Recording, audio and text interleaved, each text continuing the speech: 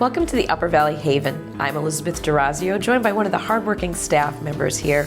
Renee Weeks is the Director of Shelter and Clinical Services. And she's going to tell us how she's a big part of the puzzle that makes such a difference to the needy in our area. Thank you for joining us, Renee. Thank you.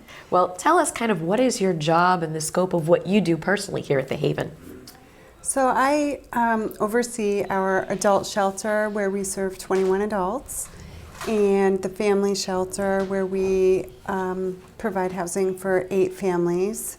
I oversee our seasonal shelter, which we operate during the cold months to provide housing to people who we can't get into the shelter through the cold months.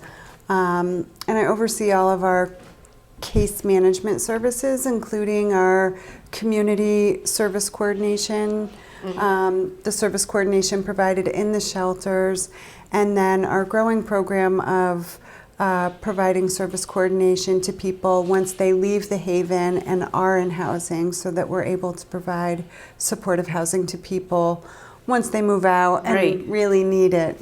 And that really is part of the Haven. It's helping people get back on their feet and then helping them help themselves. Right. And one thing about this area, it's a beautiful place to live, but there really is a scarcity of resources. Can you tell us about how that impacts your work? Yeah, absolutely. So a lot of the things that we see people struggle with in the community, first and foremost, is affordable housing. It's very difficult for us to help people find housing that they're able to afford based on the incomes that they're making at the jobs they're working. So we have actually seen over the past year or two longer lengths of stay within the shelter due to not being able to find affordable housing for people. And I think our viewers need to understand that's people who are working. It's not just these people.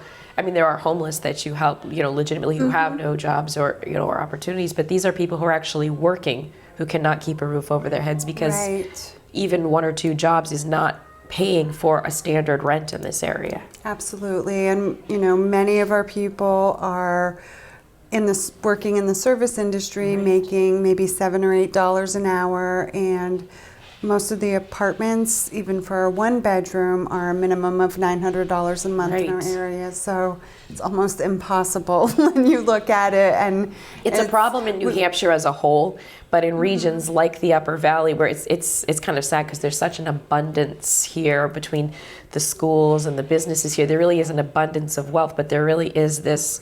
As a result, the housing sort of follows that trend, and those people just getting started in the workforce, or heaven forbid had a tragedy or something in life where they're not starting out up there, it's just, to get over that hurdle to be able to make that $900 a month payment is just difficult. Right.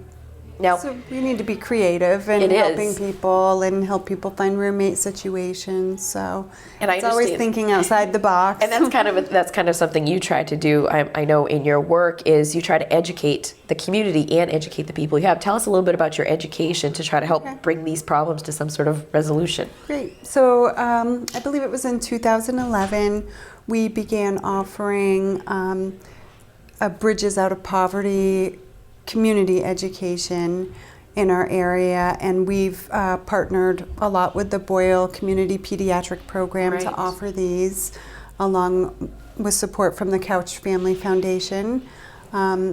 We've had about 10 Bridges Out of Poverty Day 1 trainings that we've offered to community members, volunteers, other professionals in the community.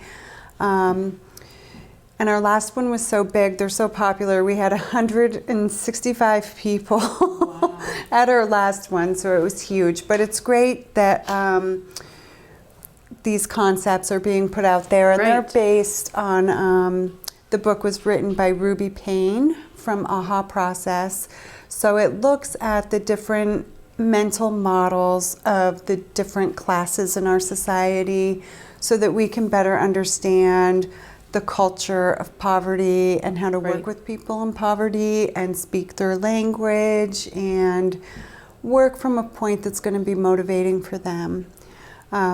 So the Bridges Day 1 is really about the theory and concepts Of bringing people to a better place. Right, absolutely.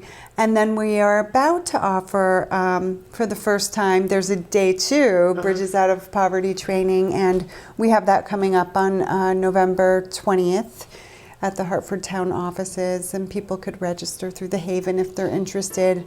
And that's how we can help make a difference in the community. Yeah, yeah. And it's really about learning, the day 2 is about applying the Bridges Out of Poverty concepts in the work that we do and in our communities.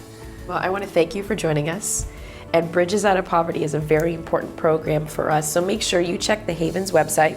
It's coming up. And if you find in your heart that you can help contribute to the Haven so they can continue the work they do, please do.